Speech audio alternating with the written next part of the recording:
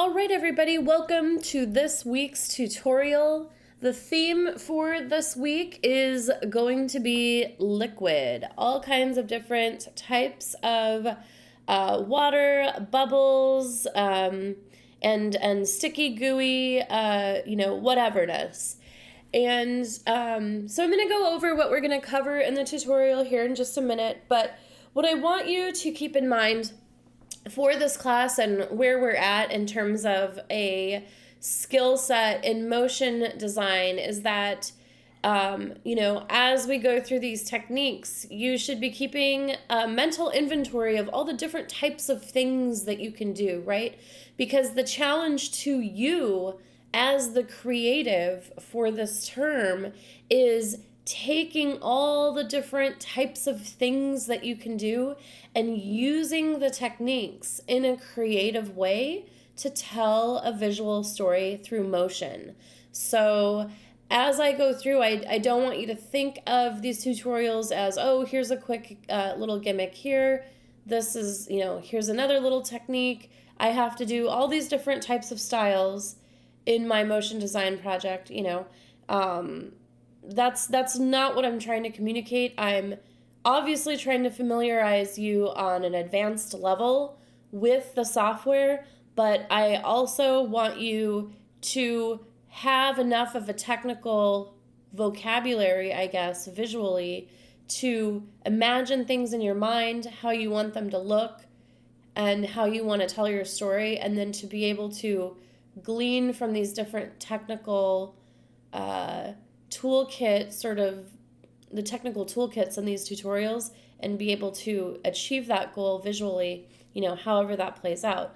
Sometimes a technique in a tutorial can inspire, your entire visual look for whatever your motion design story is. So anyway, I have these kind of laid out, these compositions. We're going to start a brand new project from scratch, but I just wanted to show you. So we're going to do a little bit of looking at some of the particle systems that are native to After Effects. These are particle systems that have been around in the application for a really long time.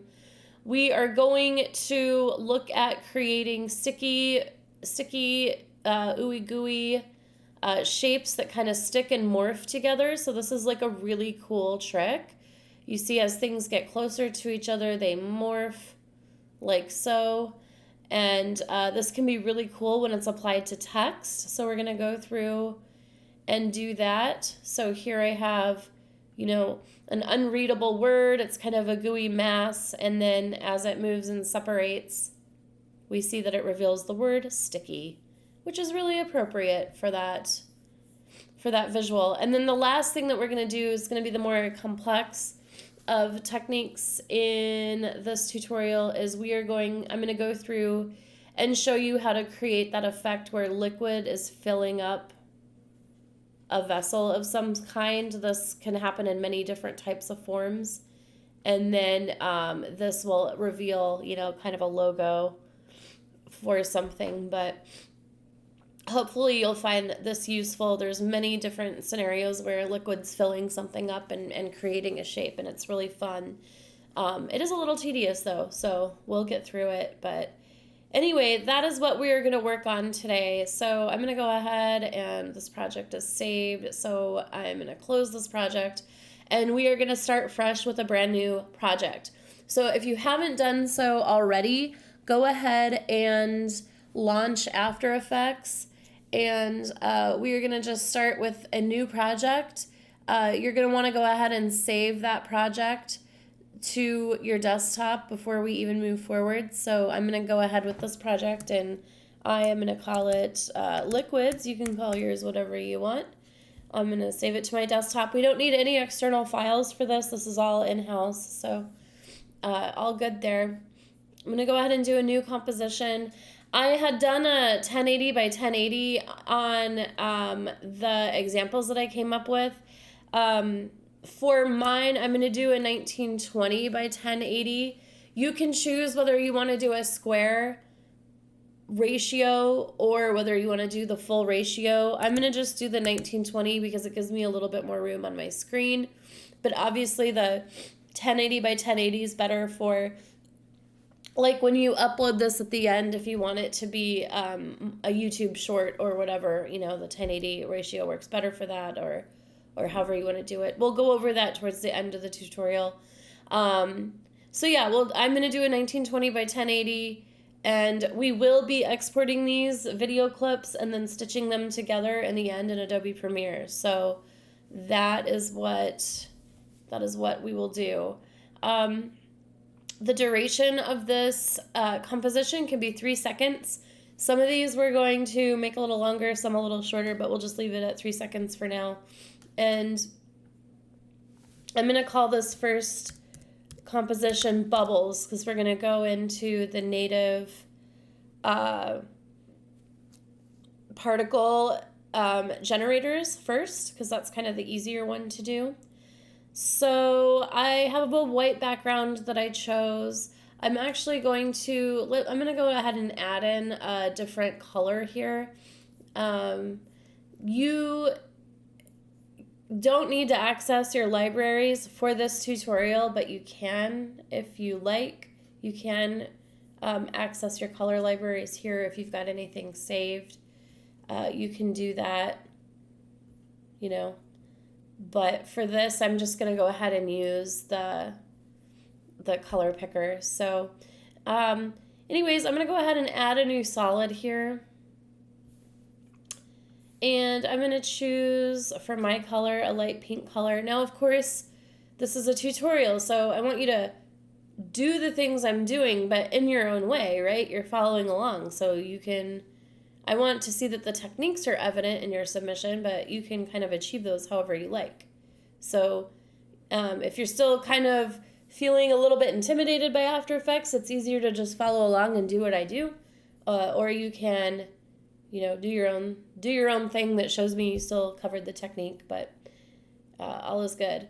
Now, if your interface is not looking like mine, it's looking weird, and you wish that it didn't look weird, you can always reset your workspace. So if you go to Window, Workspace,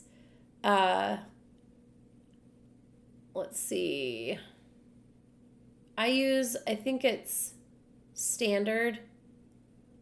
So you can go to Window, Workspace, Standard, and reset that. It'll change up here. Like, I clicked on Libraries, so it changed it to Libraries, and you can see that you have tabs up here that you can change your workspace to as well.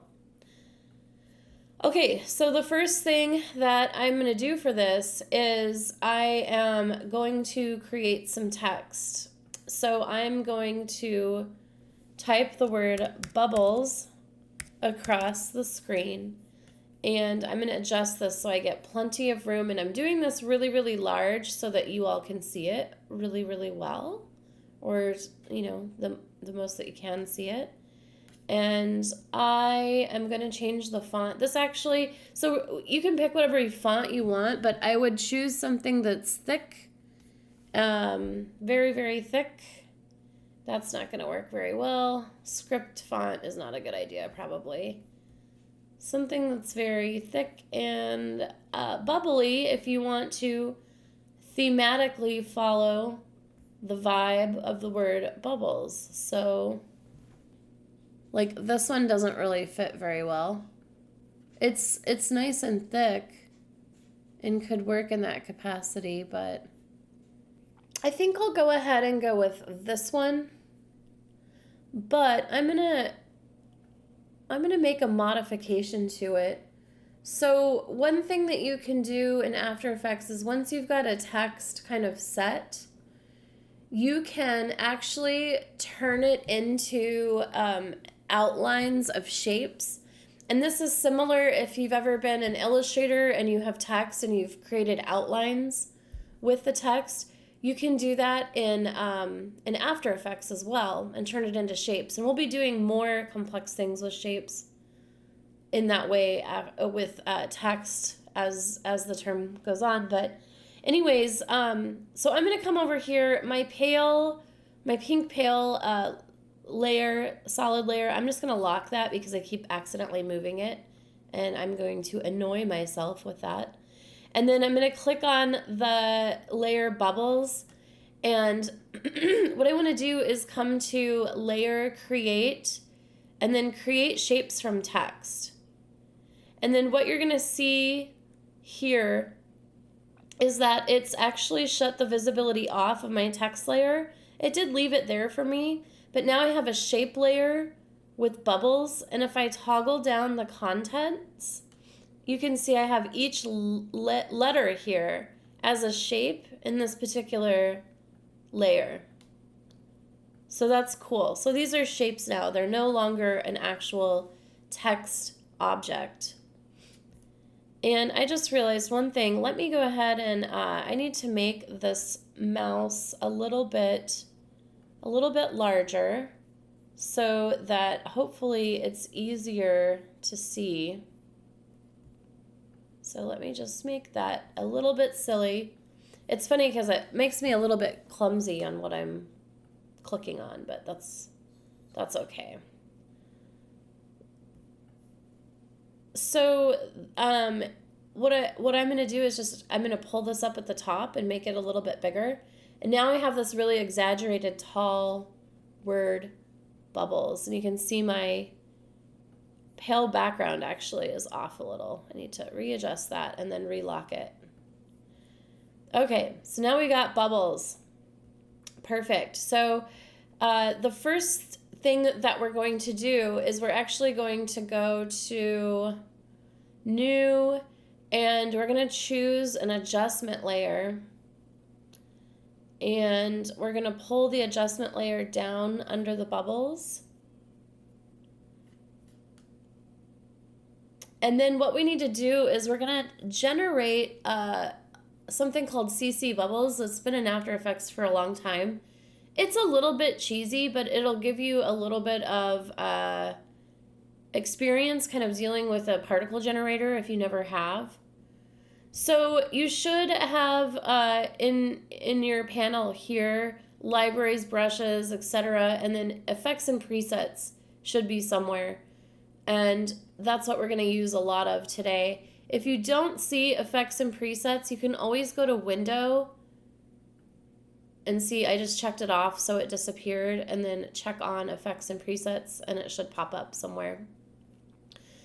Now I already have CC Bubbles here. So I'm actually wondering if this is going to even work on an adjustment layer. I think I actually need to have a solid layer, but let's see. Okay, so what it actually did is it took my pink layer that I had below it, and it used that pink layer to create the bubbles, which is not what I wanted. So I'm going to just hit Command Z, and I guess what we need to do is, let's go ahead and delete this adjustment layer. I guess I do need to do a solid for this. And so for the solid layer color, I would just pick something that contrasts with whatever background you chose. So I'm going to choose a really bright pink. I'm going to bring this down under bubbles, and then I'm going to go ahead and apply the CC Bubbles to that layer.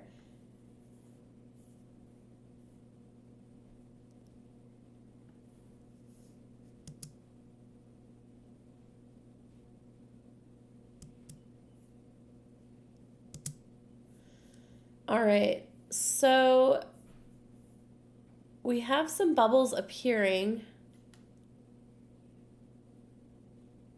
Oh, I have it applied on here twice. That's what my problem is. Okay, so you can accidentally apply an effect on something twice. So you can see I have CC Bubbles, and then I have CC Bubbles too. And my bubbles don't look that great, and that's just because I accidentally applied it twice. So I'm going to just highlight this one. Anytime you want to take an effect off of a layer, you just highlight it and delete it. Super easy. So I guess with this particular particle generator, and I suppose that's probably true with all solids, I was thinking maybe we could have switched to adjustment layers, but some of the particle generators use the color of the solid layer to, create the color. So that makes sense. Anyways, you can see that it's used that bright pink and it's created these bubbles. And so yay, right? Because our text says bubbles and we've got bubbles in the background. And one thing that I want you to kind of play around with in terms of particle generator is just you can, play around with the amount of bubbles, the speed of the bubbles, how much they're wobbling, and the size, and then we'll get into more complex things with like birth rate and death rate and things like that later on. But anyway, that's just a fun particle generator. Now, it's been in After Effects for a long time. It's probably a particle generator that's been overused. There's just those certain filters like in Photoshop that you look at an image and you're like, oh yeah, they use the whatever filter. Bubbles is like, it's been used a lot, but if it's used in combination with other effects, I call those like little effects cocktails where you've got 2 or 3 effects applied in a certain way. You can create something really unique and cool. It's all about kind of building the effects up together. But anyways, we're just starting simple today. So the next thing we're going to do is we're going to use these letters to create what's called a track matte. And a track matte is essentially a mask that will allow, things to be only seen as they pass through on these particular letters. So what we're going to do is for the bubble outlines, I want you to actually go ahead and duplicate that layer, and you're going to do that by hitting Command or Control D, or you can go to Edit and Duplicate. That's the long way. The other thing that you'll need to have is this part of your menu here, the track matte options showing up, and there's 2 ways to kind of manipulate the menu down here. So there's 2 things you can toggle. There's expand or collapse the transfer controls pane, and then the next one is the layer switches pane. So if you toggle both of those, you're going to see you get 2 different options. And basically, if it's clicked down in blue for the transfer controls pane, you're going to see that you have track matte options, which we're going to go ahead and use here in just a moment. So the next thing that we're going to do is we're going to do a new solid layer. And this time I'm going to pick a light blue because I want it to be blue, but I want it to contrast with the word bubbles itself. So I'm just going to go in here and pick something a little lighter. That looks good. I'm going to hit OK. And then on this solid layer, we're going to use another effect called CC Mercury. That came out weird the first time I said it. Let's see. Oh, I just had it. Maybe I'll just type in Merc. There it is. Mr. Mercury. That's what it is. So I'm going to take that down and drag it onto the solid. At first, it's going to look like there isn't anything. But this is a great liquid generator. It's been around in After Effects for a long time, but it kind of creates this sort of exploding goop type of look. And there's a lot of different things that you can do to, change how it's looking. So here, this point is the point in which everything is generated from. So I'm going to go ahead and just grab that, and I'm going to move that up a little bit. And let's look at some of the things that we can affect by playing around with radius, X and Y. So this is obviously going to spread it out a little bit. And one thing you can do while we're going through these is so my screen is highly rendered right now, and that is to have a better tutorial so that you guys can see what I'm doing. But on your computer, what you can do is in the resolution downsample area, or here, yours might say full. You can I actually work with it on a quarter quite often, and I know it's a little bit hard to see what's going on here. It's going to make things pixelated and blurry, but it's going to stop asking so much of your processor on your computer, and it's going to stop slowing your progress down in After Effects. So if you feel that the software is lagging, you're having a hard time with it, you can you can take this processing here from full down to half, a third, or even a quarter. And so what that does is it allows you to really still see what you're doing in terms of motion. I mean, you know that it's fully rendered. So if I go back, I can see the full render here, but then it allows you to work a little bit more quickly. So one thing that I do like about the motion of these two particle systems is that the bubbles are going up and the mercury is coming down, which is a visual contrast, right? And that makes things a little bit more interesting. So one thing that I do wish about this particle generator is, well, first of all, the particle generators, they always have to start from somewhere. So they're always going to start at a 0 like this, and then they're going to slowly generate as time moves forward. But what we can do is we can actually just take this layer and click down on it and move it forward in time. And then you're going to see those particles are already generated on frame 1 because we've moved it forward in time. On the back end of the layer, I'm just going to take it and pull it to the end. So that way, the motion in this little composition is starting right off the bat with particles. We don't visually have to go through those particles beginning from nothing, which they always will. And sometimes that's what you want to happen on a particular project, but not always. Okay. So let's look at this a little bit more. I am not going to go through and move all these around, but I do want you to play around with all the different controls. And you're going to see these types of controls. They're typical on any particle system that you deal with in any type of motion software, whether it's 2D or 3D. You're going to sort of see the same few things. And you can also see that they're the way that the blobs sort of look, there's a little bit of rendering to give a bit of a three-dimensional sort of feel to it. So, but you can go in and, do you want to change the animation? Do we want it to be like twirly instead, for example? And that's going to kind of change the nature of how that looks. So do go around and through these different settings and play around with them to get a sense of how you can control particle systems. For the sake of time, I'm going to go ahead and move forward when we're going to finish out the first part of this tutorial. So the next thing that we need to do is we need to add a track matte to our second layer of bubbles. So this is going to turn into a mask because I only want these blobs showing up when they pass over the letters themselves. Right? Otherwise, it's too chaotic, and I don't think it looks very cool at all.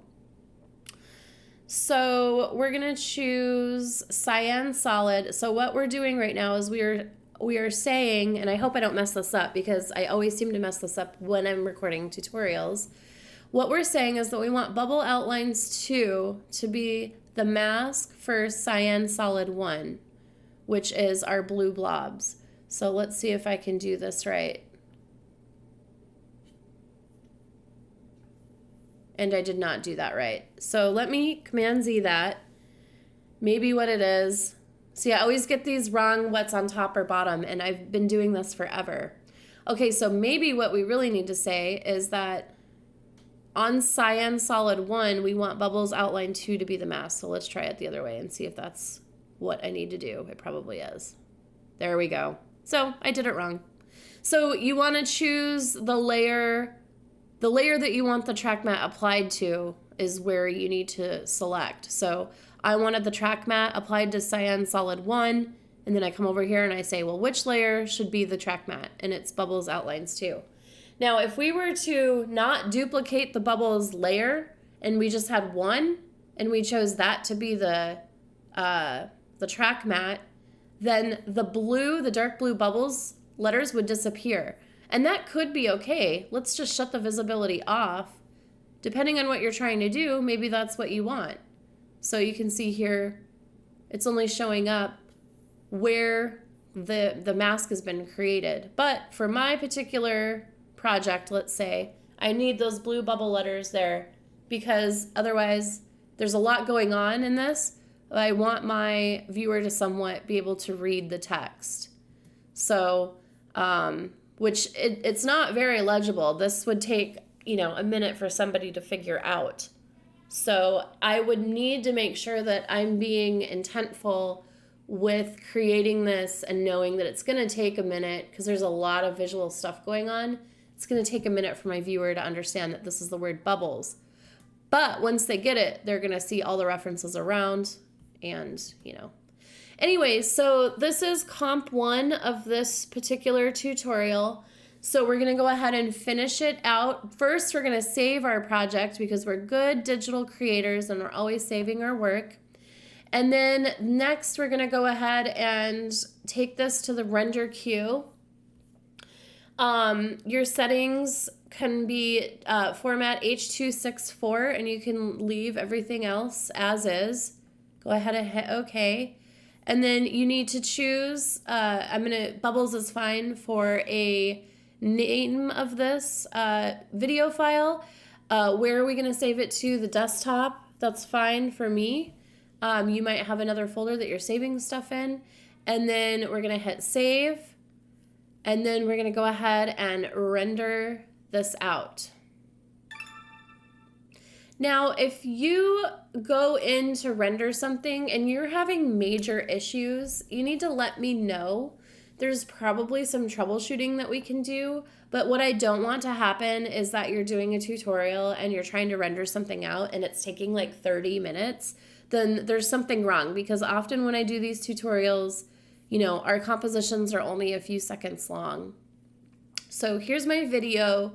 So I'm going to just save and hang on to this because as we go through, we're going to stitch everything together in Adobe Premiere and compress it through there, which, some of you are probably familiar with in having me as an instructor before in these types of classes. So, all right, we are good.